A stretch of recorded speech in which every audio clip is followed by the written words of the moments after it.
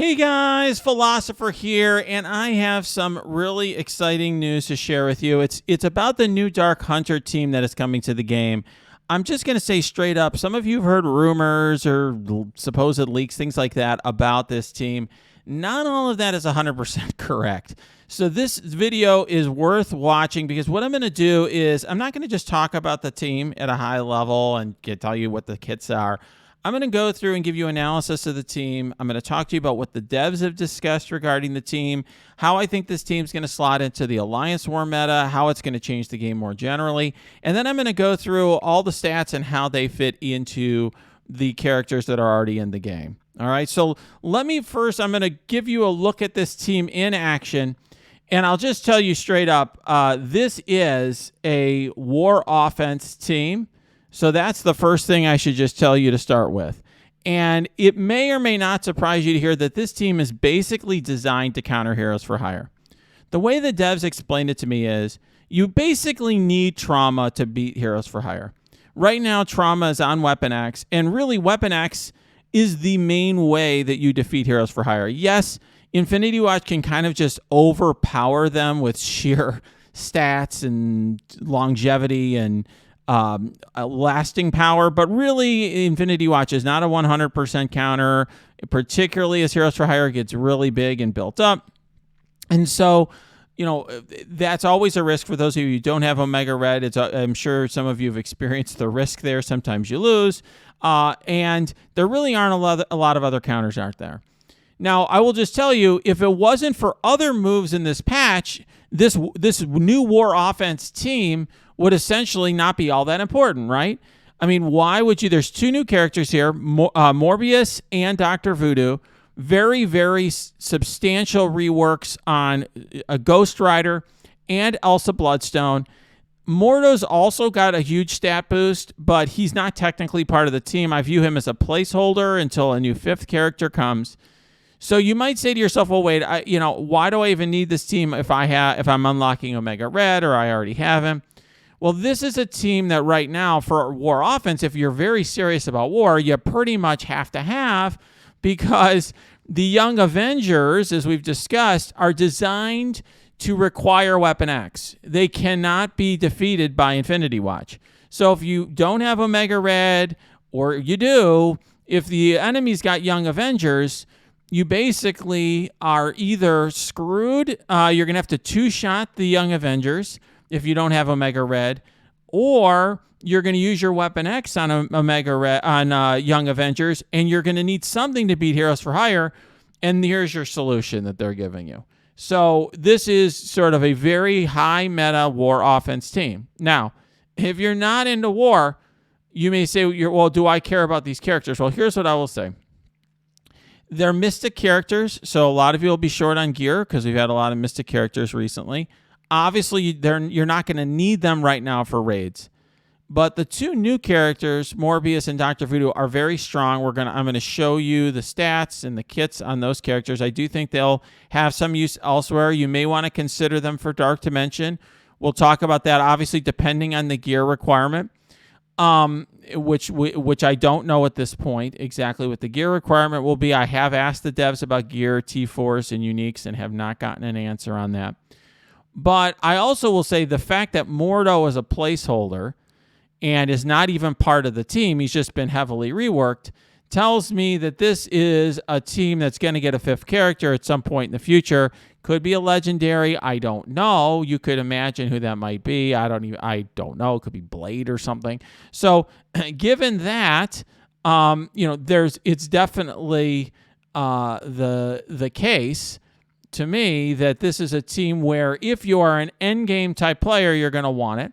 If you are a newer player, the question of, what I do think is for newer players, the reworks are going to be very helpful because these are very accessible, easy to get characters who are now quite good, right? Whether it's in the Mystic campaign or for something else, you now have, characters that you could build. For example, Mordo, you might end up building as a villain Mystic controller. Anyway, for Phoenix, he's now actually going to be a lot better. We now have, by the way, the first new villain Mystic controller in the game as well, other than Doctor Doom. since the early days in Dr. Voodoo. So I'm going to go now, and let's go right to the kits and talk about that. So first of all, as a starting point, the Dark Hunters are a team that is very much reliant on these two new characters to function. So I will say this, if you aren't going to build the new characters, you probably aren't going to have an effective Dark Hunters team. You're going to want to use Ghost Rider and Elsa and all these other characters elsewhere, okay, Mordo, etc. You might use them in a Supernaturals team or whatever. So Morbius, villain, city, mystic controller. So he's the one I meant that was the villain, mystic controller, not Dr. Voodoo, but a city character, so possibly a consideration for Dark Dimension. His basic attacks the primary target and then steals 10% health from the primary target and redistributes to self. That's a very good trait for Dark Dimension. Obviously, health steal always very powerful there because the enemies have such large health pools. What I will say, of course, though, is that depends on the gear requirements, and it's not an AoE like a character like Maw or Phoenix. This does bypass heal block, though, which is, of course, very nice. A nice feature. And on War Offense, this applies to bleed, which tells me that I'm going to probably want to T4 this if I can afford the T4s. And you may end up wanting him to be a striker.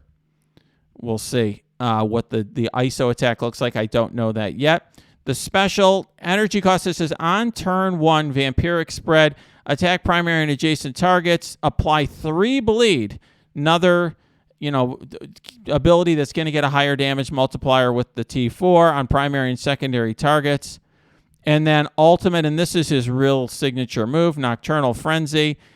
Energy cost 5 out of 7. He may be able to do this turn 1 in Alliance War. More on that in a minute. Attack primary target for 450% damage and flip defense down and deflux. So you can imagine what this is going to do to Heroes for Hire who have tons of deflux. Chain to 4 adjacent targets for a lot of damage and flip defense down and deflect. On War Offense, if this character is 3 Dark Hunter allies, apply trauma, heal block, and disrupted for 2 turns to Hero City primary target, and trauma and heal block for 2 turns to all Hero City secondary targets. As you've seen with Weapon X, trauma plus heal block totally screws Heroes for Hire. This is the character you pretty much need to have. And you have to have the full team of 4, okay? Right here, you basically have to have the full team of 4. If you have the team of 4, this is going to definitely counter Heroes for Hire. This mechanic of trauma and heal block screws them because what happens is when the charges activate, they don't get healed back up. It doesn't clear the negative effects. It doesn't heal them back up. And then it says counterattack breaks this change. On War Offense, this attack can't be counterattacked or blocked. So what I will say is this character, very, very, very powerful in War Offense. This is a character you could tell by the kit. There's a lot of it gated behind War Offense. Just like I said, the Web Warriors were a team that was very raid intensive. This character, Morbius, very War Offense intensive. A lot of it's locked behind that game mode. Passive, the Living Vampire. He gets 30% piercing to all attacks. That's very powerful because it bypasses armor, much better than normal damage. 20% drain for the entire team, which is huge for just sustainability. That means when they do damage, they're healing themselves. In War Offense, on spawn, if this character has 3 or more Dark Hunter allies, apply blind to the 4 highest damage Hero City enemies. By the way, you know what else is a Hero City that has got Hero City heroes? The Young Avengers. And if you remember, there are elements in the Young Avengers kit that have blind being an issue, right? And what happens when they're blinded, like Echo? This is perhaps why that is, because this is now going to be an important War Offense team, one of our sort of stable. When I do the War Offense videos, this is going to be near the top, presumably, based on how it's designed and what they're showing us. So there you go. We're going to have to see how well this team does against Young Avengers. It is tuned, according to the devs when I asked them, this team is tuned not to one-shot the Young Avengers. You're supposed to need Weapon X for that. This team is more for Heroes for Hire, which is now going to be a rung down, the number 2 War Defense team. And by the way, this character gets an insane amount of focus on War Offense. So you won't need this to make sure you don't need to have to put him as a skirmisher or whatever on war offense. This character's meant to be, whatever. Depending on his ISO attack, he may be a striker. We'll have to see. And there you go. 30% damage for the whole team as well on war offense. All right, Dr. Voodoo, the other new character. This character, unlike Morbius, has more applicability elsewhere. Hero global support. So the issue here is he's global. So there's already some great choices in global, like the Secret Avengers for Dark Dimension. He may be less attracted to you there, but he could be an option depending on the gear, which I don't know yet. Basic Staff Blast, transfer 1 death proof from primary target to self. Very powerful ability, and you can see how that would work well against, for example, Heroes for Hire. Also would work well, I think, against Infinity Watch, right? Which relies so heavily on death proofs. I suspect that this team's going to do a lot of work against Infinity Watch, but I haven't done testing, and I'm frankly not confident about what the devs told us there. They were showing us stuff like the Eternals and Infinity Watch, like hybrid team, and they were showing this team beating that, but no one actually runs that team. It's actually not an awesome team, so I'm skeptical. But I wouldn't be surprised if this team does well against Infinity Watch. So then they say attack primary target, and then heal self and all Dark Hunter allies by 8% of this character's max health. This character, the devs said, was almost like a super tanky character that's really hard to take down, and is almost like a soft tank for the team. Like, as the rest of the team is suffering, like, this character stands strong and keeps the rest of the team up. And so they purposely designed this character to have value outside of this game mode. I think they believe this is sort of the character you're going to want to invest in. We'll see whether that's true. I'm going to show you the stats in a little bit. Special Doctor's Orders. You can not only turn 1, but we'll look at that short cooldown every 3rd turn. Apply ability block and defense down to primary target and defense down to adjacent. You can imagine some really nice synergies with other characters that it can either spread the ability block or Kestrel can make work of that defense down. Mind control 2 adjacent enemies to attack the primary target. I mean, to me, that's a very powerful ability, and it's every 3rd turn. And as you'll see, these characters are going to get some additional ability energy as well. So very powerful. And then bury yourself and all Dark Hunter allies for 30% of this character's max health, and adjacent non-Dark Hunter allies by 20% of this character's max health. So this means, in terms of positioning, you're going to want to have Mordo next to him, okay, for right now, or whoever you're going to run. I mean, you could run other Mystic characters instead of Mordo as your 5th. You could run, for example, Silver Surfer or Dormammu if you happen to have him. Some other, particularly a Mystic character, would be nice because they're going to get a boost from the Ghost Rider kit. But Mordo, for sort of super endgame players who may already have built up their Mordo, will be nice because he doesn't really fit elsewhere, and he's getting a pretty massive boost in stats. So I suspect at high levels, he'll be run with Mordo, but for a lot of you that are building up this team who maybe haven't built up older teams, you could try to, put him next to, let's say, Silver Surfer and get Barrier on Silver Surfer as your 5th, something like that. On war offense, this attack cannot be blocked. The ultimate, this is an amazing move, but it's got a high energy cost, so it's going to rely on, I'm going to show you in a minute, on war offense, you may be able to do this sooner, but it's not.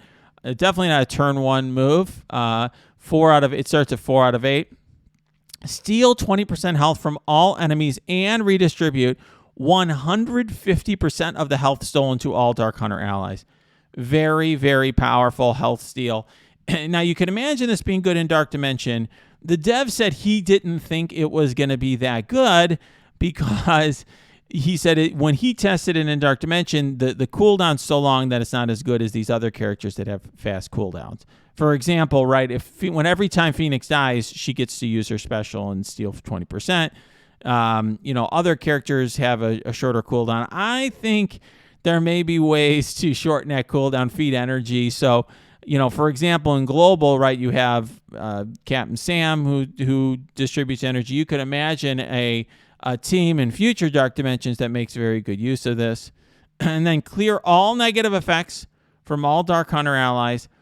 And it's not clear whether that means himself as well, okay? The devs frankly made a couple mistakes on this kit that we caught, and so I'm not on the kits of these characters. So just be on the lookout with these. There could be some inaccuracies there. In War Offense, apply immunity to all mystic allies. That's why I said you know this is another reason why you're going to want your 5th character on this team to be a mystic. And then this attack ignores death proof. And that's really huge because against Heroes for Hire, for example, this is going to be your killing blow. And similarly against, let's say, Infinity Watch. That's why I think this team's going to do well against Infinity Watch. You know, they all have tons of death proof. Same thing with Icarus and Cersei, right? Death proof is very common right now. And this is going to be your finisher. You know, they could have 5 death proofs, and this attack's just going to steal 20% health and just bypass all the death proof and kill them. Very powerful ability. All right, his passive, gain 5% speed for each stack of death proof up to a max of 25%. Maybe the stealthiest, most important thing in his kit. There's often lines in the kit that don't get as much attention on the front end, but are actually really important. This is one I think just he could end up being, once you get the full 25% speed boost, the fastest character in the game.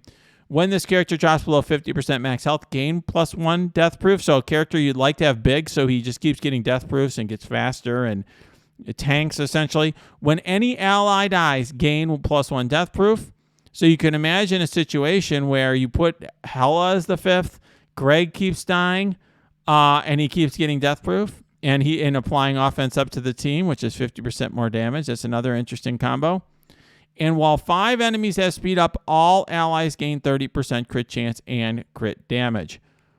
Interesting, right? You can understand what that may be countering as well. And then all right, let's go more on the passive in War Offense. He's like one of those kits that are like a textbook. On spawn, if this character has 3 or more Dark Hunter allies, generate 2 ability energy for 4 random Dark Hunter allies or self that were not at full energy.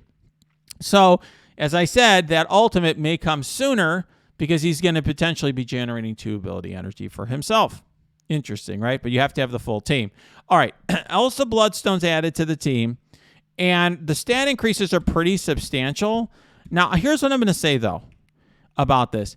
Elsa was the weakest supernatural character before this, and they have to balance her carefully because if they pump up her damage too high, she has some really cool mechanics where she has out-of-turn damage whenever an enemy dodges, for example. You can imagine what she would do to the Web Warriors.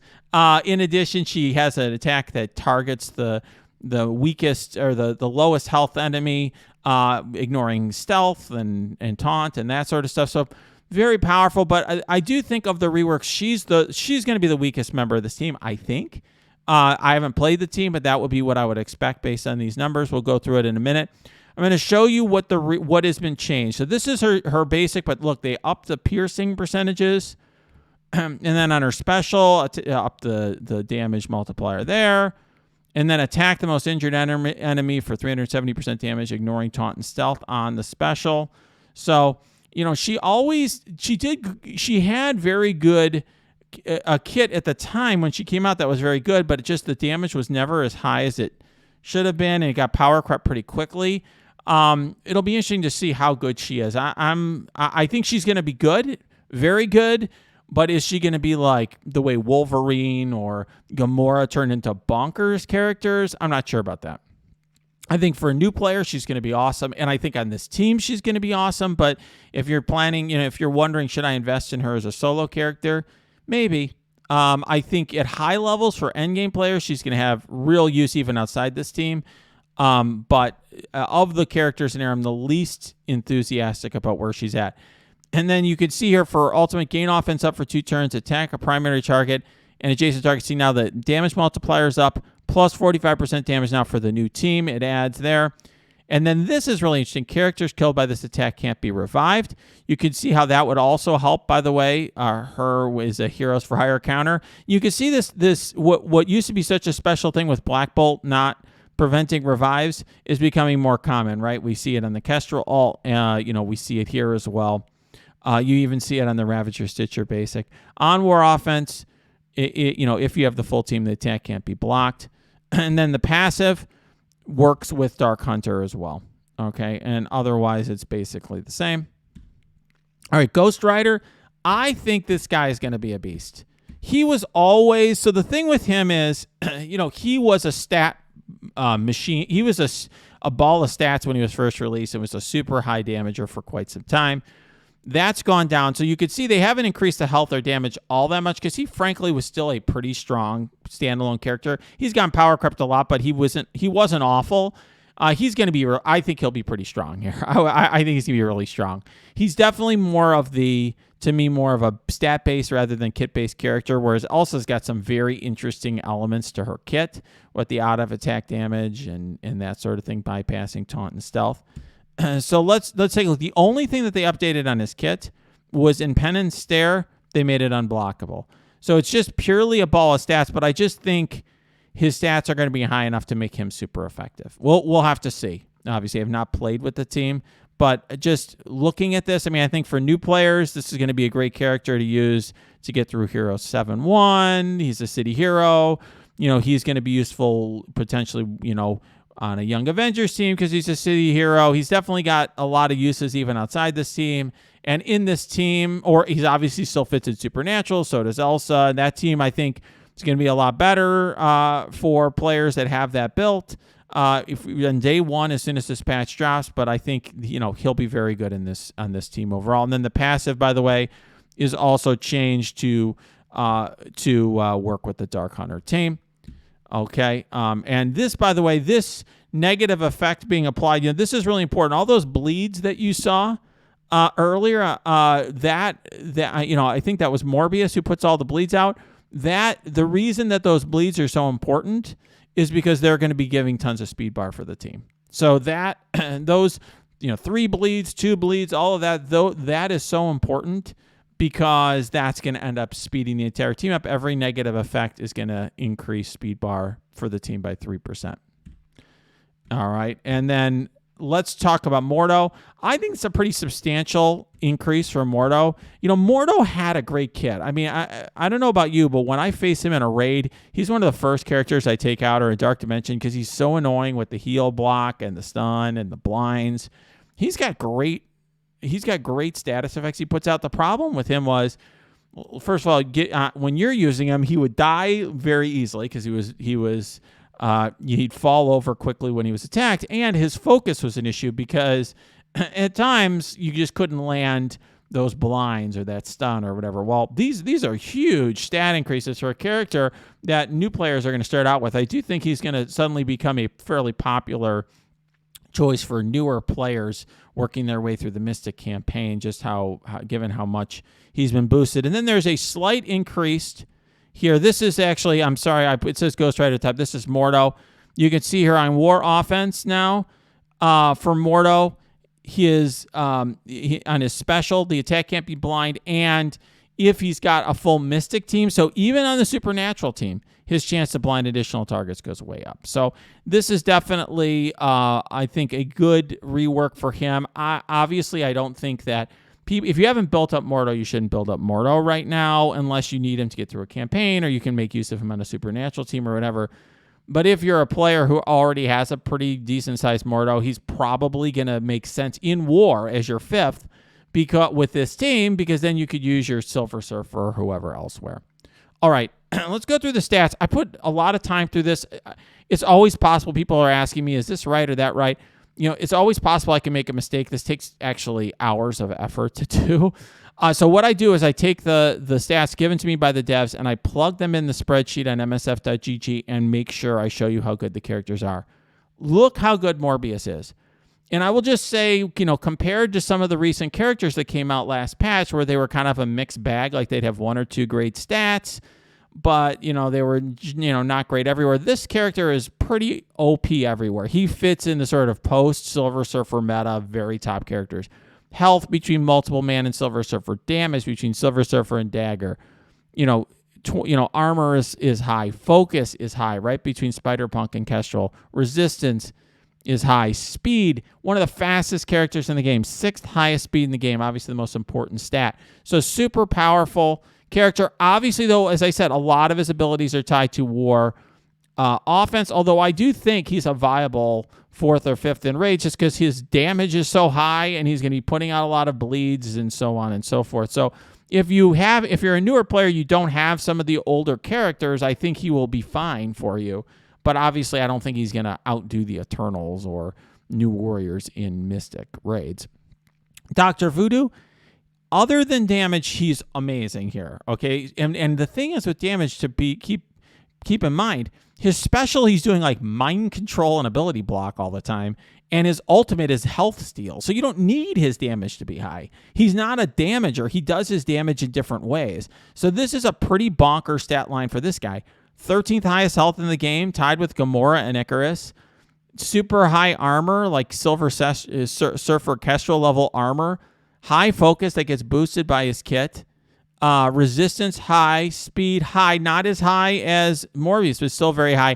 I think this will be the strongest standalone character of this group. And if I was gonna only invest in one character in this team, it would be Dr. Voodoo. Ghost Rider, by the way, look at the stats after the rework. Wow. And this is why I'm saying this character is gonna be a beast afterwards. 7th highest damager in the game, 9th highest health, 6th highest focus, 6th highest speed.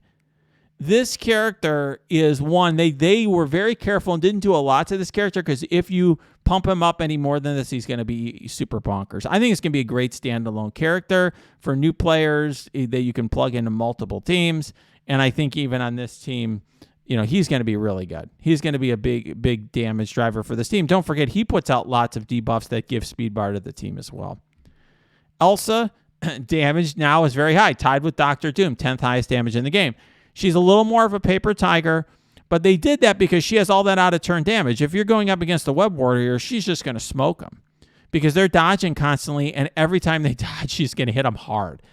And so, she's and she has that attack that just bypasses taunt and stealth. She's got some really interesting elements to her kit that if you made her stats as bonkers as Ghost Rider, who's basically just a straightforward attacker, then she might, she would be on my top 10 to invest in list or something. So she's very good. Like I said, she's got interesting elements to her kit. I think she's going to be strong, but not bonkers. But very strong on this team for obvious reasons. Mordo, I think this is a substantial rework as well. You have to remember, Mordo's status effects are some of the highest, best in the game, right? You're getting turn 1 stun, multiple blinds out there, and AoE heal block, etc. Very powerful against certain teams. So all you really need is the guy to survive and land his debuffs. Well, he's got the 11th highest focus in the game now, right under Silver Surfer on the list. His health in armor are decent now. They're not amazing, but he's like very good. And so I think this character, I think even if you're just running Supernaturals now, I think this team has gotten a huge boost. The Supernaturals team, even if you don't want to invest in the new characters, has gotten a big boost. But I think if you care about war and you're an endgame player, you're gonna, by which I mean you finish DD4 and you have enough gear where you can spend the gear, extra orange gear on this team. This is a team you're going to want to build for war. If you really care about war, you're going to need to have this team. For others, though, this is still going to have use. This team and these characters are going to still have uses for other players in a variety of contexts because the reworks are so strong. All right, guys, if you like this video, smash that like button. Subscribe to this channel. If you got comments or questions, leave them below. Or just go to my Discord. We have lots of great discussions there. That's linked below. You can also go to my Twitch stream. That's linked below as well.